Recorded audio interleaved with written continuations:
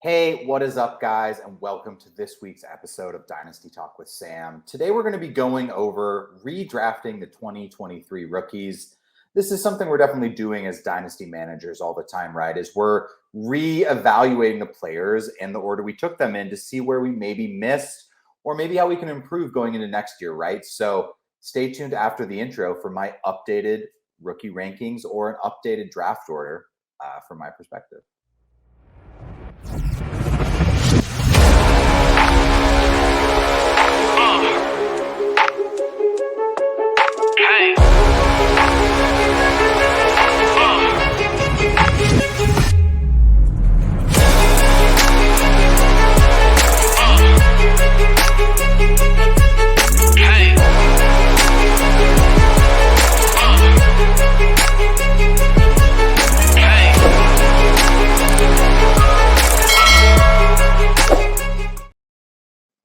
Okay, guys, so let's just get this kicked off with 1-1. I'm going to assume super flex for this draft, but even though I still think Bijan Robinson is the 1-1 of this class. As much as I do like some of these quarterbacks and how they perform to start off the 2023 year, Bijan just totally looks like that difference maker we were drafting. He's been excellent in the pass game, and really the only thing holding him back has been Arthur Smith. But I do expect that to slowly change over the end of the year, especially going into next year. I think Bijan's just a slam dunk 1-1, and his value holds. If you want to move him, he still has great value. If you just need him to win games, he still has that value. So I don't really see any reason to change our opinion on this one, and Bijan's going to stick at 1-1 for me. So next is someone that people may have had up at 1-2. I personally had him as my 1-3 this summer, but I'm moving him up to 1-2, and that's going to be CJ Stroud, right? He just has looked like the best rookie passer. And when it comes to a Superflex league, passing really is the most consistent thing year over year for a QB when you're trying to count on statistics and then putting up points for your dynasty league, right? As much as we love the Lamar Jacksons, right? A lot of times the Joe Burrows can be more valuable. It just depends on your process, right? If you value short-term and more points, maybe you are going with a Lamar. But if you value consistency, maybe you're going with someone more like Burrow. And CJ Stroud just looks like the best rookie to me, right? As much as I love how Anthony Richardson played, the injuries scared me off just enough that I'm going to put Stroud at number 2. And the fact that he's doing this without incredible weapons on the outside, right? I think Nico's a good player. I think Tank Dell is a very good player as well. I think Dalton Schultz is a good role player. But there isn't really a number 1 wide receiver. And I'd be really curious to see if they attack that this offseason. And if they go get someone like T. Higgins or move up in the draft or take a guy in the second, whether it's a Malik Neighbors or somehow they get T. Higgins or who knows, like this team's going to be amazing. And Stroud just really looks like he is on the up for this team. So next is going to be Anthony Richardson, right? This one is just pretty simple to me. This dude put up a ton of points. He had the rushing upside. He looks good enough throwing the ball. And this is fantasy football. This is not real life. So rushing matters just as much as throwing, right? And this guy was putting up 30 bombs multiple times. He was a top 10 QB this year when he played. And moving forward, he's a top 10 dynasty QB, right? That's really as simple as it is. The one thing is that he hasn't been able to stay on the field much, as we know, with season-ending injuries. So I do think he has some things to learn. He needs to learn to maybe go down, right? I think that's something a lot of quarterbacks are going to learn, and hopefully he can learn it sooner rather than later in his career. But even if he has a shortened career a la Cam Newton, right? Cam Newton was a stud and put up multiple seasons for you that won you dynasty championships. So I don't see any reason that Anthony Richardson shouldn't be this high. Next is going to be Bryce Young, right? He's the third QB out of this group. He has looked, quote unquote, the worst out of the 3, but I still think there's enough there, and he really just wasn't set up for success, right? He didn't have the weapons. Thielen has been, he's emerged as a good weapon, but he's not an elite wide receiver pushing the field and going to lead to big numbers for Bryce Young. So the third QB, this is still a super flex. I really do value quarterbacks in that format. So Bryce Young is going to be my 1-4 and my third QB in the draft. But when it comes down to it, Bryce Young's still a very good talent. He has a long career ahead of him. He was the 1-1 in the NFL draft, so they're not moving on from him. This guy's going to get every chance to succeed at the NFL level.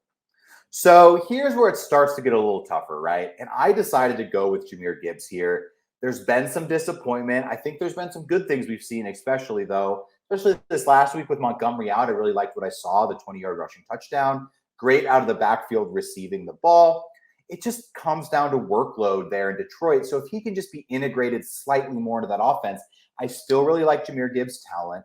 And as much as I love the upside of Devon Achane, the injury and the size, I think, are just enough for me to go Gibbs here instead of Devon Achane, even though I love just the monster games that he put up in Miami. It's just he already got hurt, and I just don't know if that efficiency is really going to stick game after game, even though I think he's going to be a very effective player for his rookie contract, especially. Next, not to do it, it's going to be Achane, right? He just looked amazing once he got on the field in Miami. Multiple TD games, huge runs, game-breaking speed, perfect fit for that offense. Let's not overthink this one. Devon Achane is going to be a monster for your fantasy team while he's on the Dolphins and he's on the field. It just kind of depends on if he can keep up that crazy efficiency or if he's splitting time with Mostert. But Mostert isn't the epitome of health either. So I definitely think he's going to get every chance to be productive for your team. And this kind of just comes down to what you're looking for, right? Do you want a big body guy, or do you want that speedster that has just like 30-point performances but might have some lower games as well? So 1-7 is going to be my first wide receiver here. And I decided to go with Jordan Addison. Now, I might have been slightly swayed by just the monster game he put up on Monday night. But I think when it comes down to it, it's just really simple for me to see Jordan Addison coexisting in that offense with Jefferson and Hawkinson, right? Even with Jefferson on the field, Addison was scoring points. And I think for me, it's probably going to improve from there. He's a very good route runner. He's in the right system, and they're using him in the correct way. And I just think I like the play calling out of Minnesota, that I think Addison, just for me, is the first wide receiver off the board here. Just his immediate production he's giving you, mixed with the upside moving down and to the future, I just really like both. So next is going to be Zay Flowers. He just looks so electric in Baltimore. He's basically become their number one receiving weapon if you're not considering Mark Andrews. But you could say he's almost past Andrews on a couple games, especially target-wise. He's really being featured heavily, especially now that Baltimore is throwing the ball more. So ball in his hands, ascending offense with Lamar Jackson and Todd Monken really creating a new offense for Lamar to really thrive more this year, especially in the passing game. I don't know how you can watch a single Zay Flowers game this year and not just feel the hype and feel that this dude has an incredibly high ceiling if he can continue to improve. He can really just get a couple TDs on that slate, but the targets and the yards are definitely there. So next is going to be JSN. I really do have these guys so incredibly close to each other. This was really difficult to even have to rank them here. This really isn't anything against JSN, right? I think he's been in a tough spot behind two very good wide receivers, so he hasn't really had the chance to shine. He had a great game this week, though, with Metcalf out, so let's hope that's more to come. I still think he's an incredible route runner. I still think he has just the highest ceiling as any of these other guys. It's just from what I've seen from the other guys, I'm just going to trust my NFL scouting a little more than my college scouting ability. And I just loved what I've seen out of them. But when it comes down to it, I would be happy to get any of these wide receivers we've gone over so far. And JSN is going to fit in perfectly in Seattle. It's just kind of figuring out what his role is going to be. Hopefully, once their tackles come back and they stop playing multiple tight end sets to kind of protect Geno a little bit, JSN can get on the field more and can really start to show some of that production for your fantasy team. So the last wide receiver in the first round for me is going to be Puka Nacua. Now, this might be too high for some of you. This might be too low if you are just completely bought in. But I don't see any reason that after what we've witnessed through, 7-8 games this year, that you can't put Puka this high. He has just been an absolute monster. He was on fire without Kupp on the field, and he's had monster games 2 out of the 3 games with Kupp back, so he can totally coexist with Kupp. Now, I do think his ceiling is a little lower with Cooper Kupp back, and that's kind of why I have him slid behind these other guys. That, along with the fact that I do think first-round capital means something. It's not everything, and at this point, Puka's just as good, and he's on the right team for his skill set. Sean McVay is using him just in the complete right way to really showcase his run after the catch, showcase his timing in the receiving game. I think that's his best quality, right? Is he's in the right place at the right time, especially against zone coverage for Matt Stafford to hit him. So 110, if you had 110 and you're getting Puka Nacua, you are stoked. So I think we should all be pretty happy with how this draft class is playing out. There really were only a couple misses in the first round, but mostly I think you hit on your pick probably and you feel pretty happy about it. So 111 is going to be the first of 2 tight ends on this list, not to spoil the next pick, but that's going to be Sam Laporta. As much of a Dalton Kincaid fan as I am, I just think Laporta has looked more involved in the offense, and that's why I'm going to give him the nudge in the rookie draft right here. He is just on a crazy pace for a rookie tight end, and Detroit's using him in the correct way, right?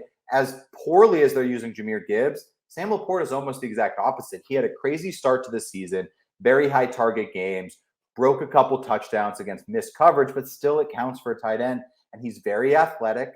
And he's putting up tight end 1 numbers in a rookie. So at 111, I think you just take the starter for your team and you move on, right? It's a great spot to be. And I would be happy to select Sam Laporta at 111. So to wrap up the class here, I'm going to go Dalton Kincaid.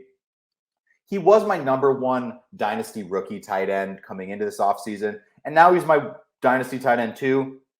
Still a first round pick. I really loved what I saw this last week with the 8 targets, 8 catches. And I'm curious to see what happens with Dawson Knox going out of the Bills offense, right? Will Kincaid start to succeed a little more and get more looks?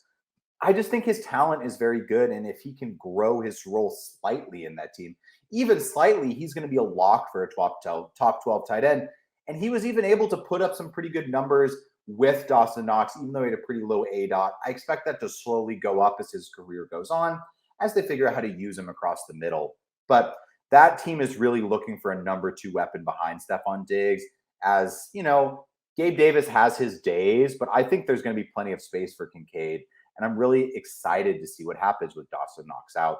So just missed the cut, guys. I'm not going to necessarily call this 2-1, 2-2, 2-3, 2-4, but I think Tajay Spears is just looked absolutely electric. And I would be stoked if I have him right now. Henry potentially could be on the move.